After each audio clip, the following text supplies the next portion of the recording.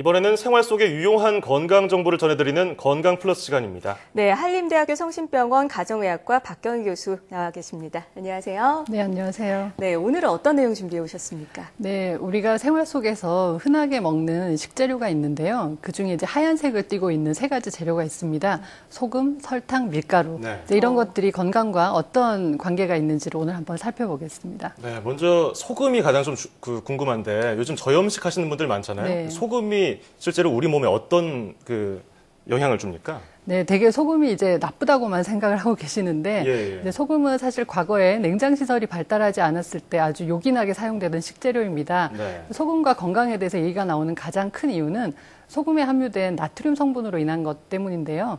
나트륨은 우리 몸에서 삼투압을 조절해서 혈액을 포함한 체액의 양을 유지를 하는 동시에 그걸 통해서 혈압을 유지하는 역할, 아주 중요한 역할을 하고 있습니다. 그것 이외에도 신경이나 근육의 신호를 전달하는 아주 몸에 꼭 필요한 성분인데요. 문제가 되는 것은 이걸 필요 이상으로 너무 과도하게 많이 섭취를 할 때 우리가 흔히 알고 있는 고혈압 같은 문제가 생기게 되는 거죠. 네네. 그래서 나트륨을 많이 섭취하게 되면 혈압을 높이게 되고 이에 따른 심혈관 질환의 합병증 위험성을 높이는 문제가 있습니다. 현재 WHO에서는 하루에 나트륨 권장 상한선이 한 2g 정도 되는데요. 한국 사람들은 국물이나 절인 음식을 많이 먹다 보니까 평균 섭취량이 4g이 넘어서서 기준치의 거의 2배를 넘어서는 셈입니다. 네. 사실 그게 이제 건강상의 문제가 될 수 있죠. 2g이면 한 티스푼 반 정도 되는 걸까요? 그 정도? 네, 좀 많지 않은 양이긴 한데요. 적은 양인데요. 네, 근데 우리가 소금과 나트륨은 약간은 다르죠. 그러니까 소금이라는 것 안에 나트륨이 들어있기 때문에 예. 소금은 조금 더 많은 양이라고 볼 수 있습니다. 네.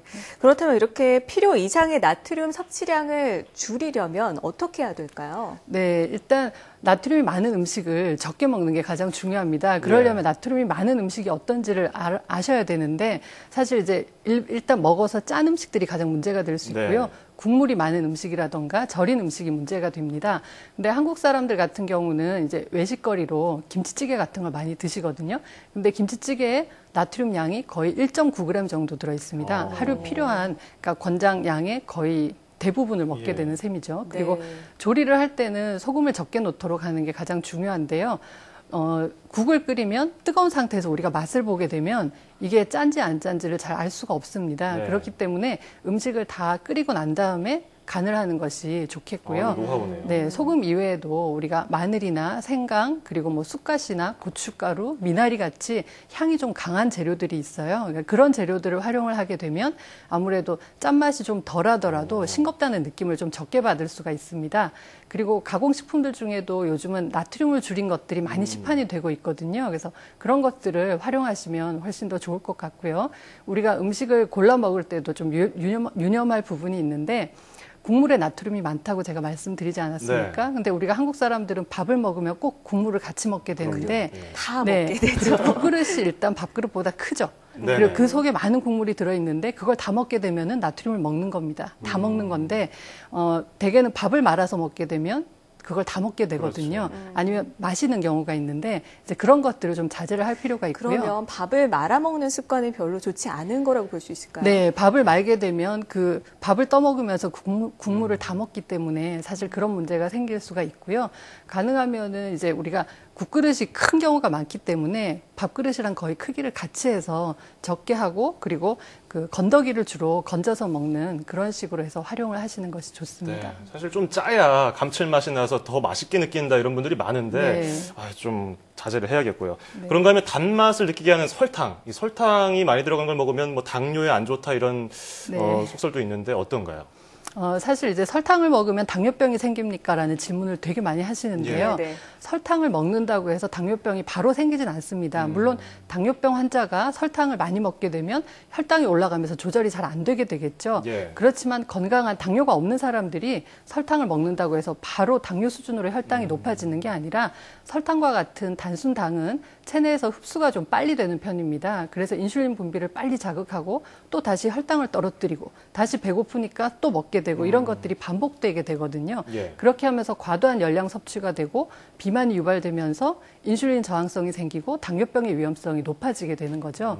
설탕 역시 필요한 만큼 맛을 내기 위해서 먹는 것은 상관이 없는데 우리가 주변에 보면은 불필요하게 너무 많은 곳에 설탕 맛이 나는 것들이 많거든요. 네. 그래서 그런 것들을 자제하는 게 좋겠습니다. 네, 그렇군요. 그리고 이 백색 가루 중에 세 번째로 꼽아주신 밀가루.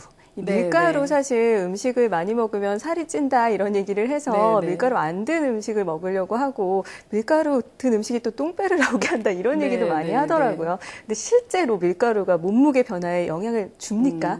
줄 수도 있고 안 줄 수도 있는데요. 사실 밀가루 같은 경우는 탄수화물이거든요. 근데 탄수화물 같은 경우는 상당히 중요한 에너지원입니다. 그리고 우리가 밥 이외에 밀가루로 만든 음식들은 탄수화물을 공급하는 상당히 중요한 그 음식들로 생각을 할 수 있는데 대신 밀가루 같은 경우는 상당히 맛이 없죠. 그냥 먹으면 맛이 그렇죠. 없는데 그걸 조리를 하게 되면 설탕이나 기름이나 그 소금이 들어가게 되거든요. 예. 그렇게 되니까 감칠맛이 나서 많이 먹게 되는데 그런 밀가루가 이제 우리 몸에 들어가서 많은 비만이라든가 다른 질병을 유도를 하게 되죠. 그래서 가능하면은 건강하게 뭐 밀가루를 끊어라 이게 아니라 네. 밀가루 같은 경우를 조금 건강하게 먹는 방법을 고려를 해야 되는데 우리가 흰쌀밥 대신에 현미를 먹잖아요. 네. 그런 것처럼 하얀 밀가루보다는 정제된 것보다는 통밀로 만든 그런 밀가루를 사용하는 것이 좋은 방법이고요. 만약에 칼국수를 먹는다고 하면 면 양을 약간 줄이고 대신에 채소라던가 해산물 같은 식재료, 다른 영양소를 많이 섭취하게 하는 것도 상당히 중요한 방법입니다. 예. 그래서 매 끼니를 밀가루를 사용한 음식을 계속 쓰기보다는 아무래도 한 끼를 그렇게 먹었으면 나머지 끼니는 정제가 덜 된 통곡식을 사용한다던가 그런 식으로 해서 좀 조절을 하시면 될 것 같습니다. 예. 그리고 최근에는 뭐 글루텐 프리 제품을 많이 말씀을 하셨는데 네네. 마치 그게 이제 뭐 다이어트에도 도움이 되고 건강에 도움이 된다고 생각을 하시는데요. 한국 사람들은 글루텐 같은 경우 몸에 들어가서 그걸 소화를 못 시키는 그런 병이 있는 사람의 빈도가 상당히 낮습니다. 예. 그렇기 때문에 굳이 내가 그런 문제가 없는데 굳이 글루텐 프리 제품을 꼭 먹어야 한다. 이게 건강식이다. 그렇게 생각하실 필요는 없습니다. 예. 아, 이거 음식들 잘 먹어야 될 텐데 끝으로 이 소금, 네. 설탕, 밀가루가 들어간 식재료들을 건강하게 활용할 수 있는 그런 방법을 좀 알려주시죠. 사실 제가 아까도 계속 말씀드리지만 안 먹고는 살 수가 없는 그럼요. 재료들이거든요. 네. 그렇기 네. 때문에 중요한 것은 먹는 양입니다. 그래서 불필요하게 우리가 꼭 해야 되는 것 이상으로 그걸 섭취를 하게 되는 게 가장 문제가 되니까 양을 네. 조절하는 게 가장 중요한 방법이고요. 모든 가공식품은 영양 표시를 하게끔 돼 있습니다. 어떤 성분이 들어있는지 알 수 있고 그 영양소가 몇 퍼센트 들어있는지 알 수 있게 표시가 돼 있기 때문에 네네. 항상 나트륨이라던가 당분이 이 음식에 몇 퍼센트가 들어있는지 하루 권장량에 몇 프로가 들어있는지를 확인하셔서 그 영양 표시를 잘 읽으시면 아주 많은 도움을 받으실 수 있을 겁니다. 네. 이 소금, 설탕, 밀가루 모두 건강을 유지하는 데는 꼭 필요한 식재료인 만큼 식품마다 함유되어 있는 양을 꼼꼼하게 살펴보시고 적당한 양을 섭취를 해야겠습니다. 자, 지금까지 한림대 성심병원 가정의학과 박경희 교수와 이야기 나눠봤습니다. 오늘 말씀 고맙습니다.